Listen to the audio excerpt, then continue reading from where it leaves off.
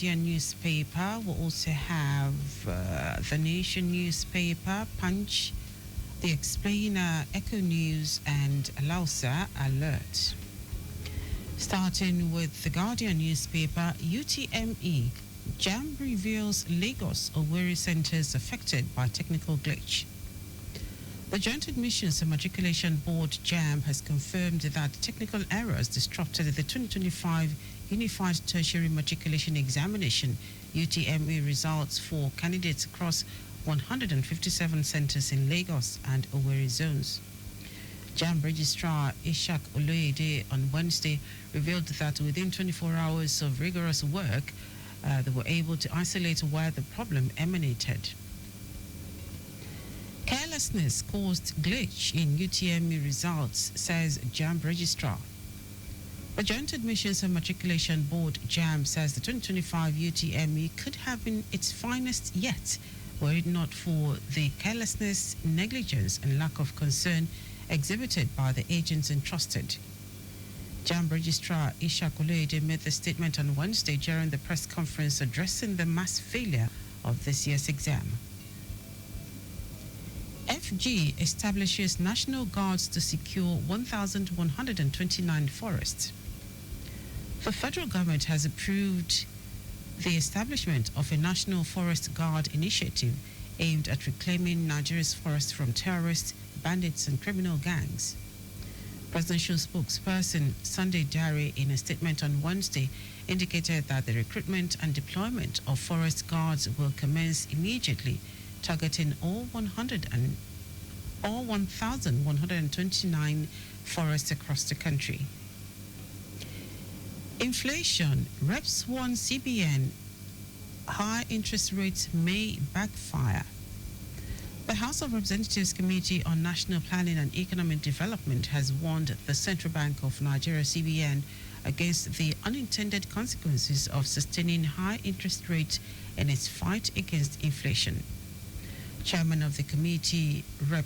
Boyega Nasiru, APC Ogun, issued the warning yesterday in Abuja during an interactive session with the Statistician General of the Federation and Chief Executive Officer of the National Bureau of Statistics, Mr. Adeyemi Adeniro.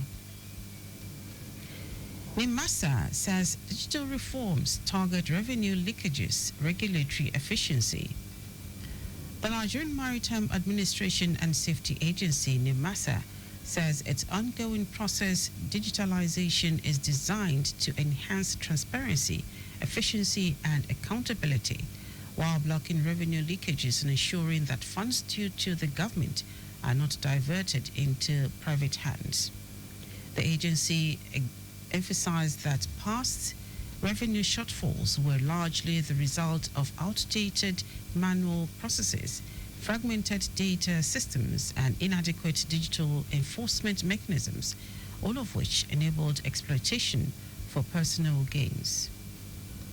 Moving on to the Nation newspaper, JAM to reschedule UTME for 379,997 candidates affected by technical issues in Southeast and Lagos.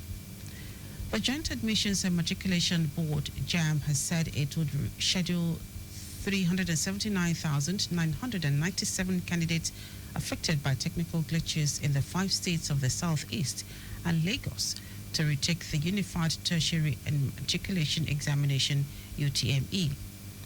Registrar of JAM, Professor Ishak Oloyede, made this known in an ongoing press briefing in Abuja on Wednesday.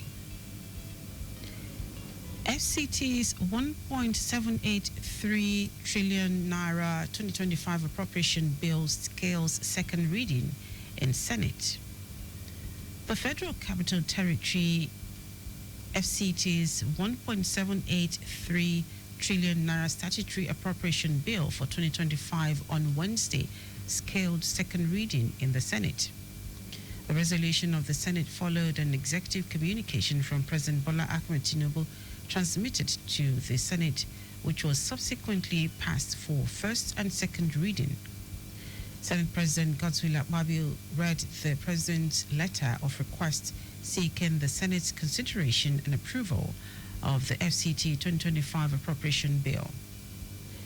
Swinging over to the Punch newspaper, NNPCL didn't remit 500 billion naira revenue in 2024, World Bank. The World Bank has revealed that the Nigerian National Petroleum Company Limited has only been remitting 50% of revenue gains from the removal of the premium motor spirit subsidy to the Federation account. This disclosure is contained in the latest World Bank Nigeria Development Update, which highlights concerns over fiscal transparency and revenue management following the deregulation of the downstream petroleum sector. Tension in Ogun, Lagos over alleged deadly rice in circulation.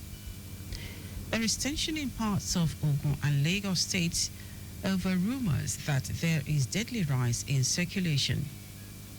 Parents and relatives send voice messages to their loved ones warning them against buying or consuming rice at this time because a foreign trader had invoked the spirit of Ogun deity after her 2 trucks of rice were stolen and smuggled into Nigeria.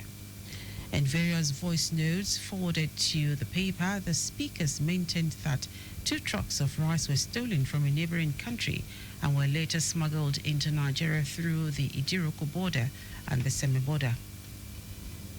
Over until the explainer, FG pulls varsities out of national grid. The federal government, under the Energizing Education Program EEP in Abuja, signed a landmark memorandum of understanding MOU with the Rural Electrification Agency REA to remove universities from the national grid and provide them with 24-hour solar energy. Signing the MOU on behalf of the federal government at the solar-powered mini-grid site of the University of Abuja, the Minister of Education, Dr. Olatunji Alausa, reaffirmed President Bola Ahmed Tinubu's administration's commitment to advancing human capital development through reliable and sustainable energy infrastructure in the education sector. From Echo News, Lagos revolutionizes emergency response with EMS.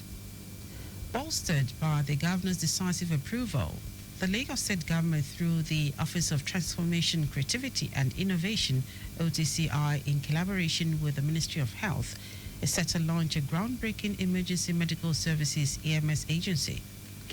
The strategic initiative marks a paradigm shift in pre-hospital care, poised to deliver critical ambulance emergency services to those in urgent need across the state. I will take the last one from Alausa Alert. LASG spends 14.9 billion naira on public transportation subsidy in 6 years. In the past 6 years, the Lagos State government has subsidized public transport fares by 14.9 billion naira. Also, more than 2 million passengers have been transported through the Marina to Mile 2 Blue Rail Line since its inception. The Commissioner for Transportation, Oluwaseun Oshiyemi, revealed this in Alausa at the 2025 press briefing on the scorecard of the Governor Babajide Sanwo-Olu administration in the last year. Well, that's it. You can pick up a copy of any of the daily Sikawa Line to read more. Also, interact with us via our social media platforms on X, Traffic Radio 961.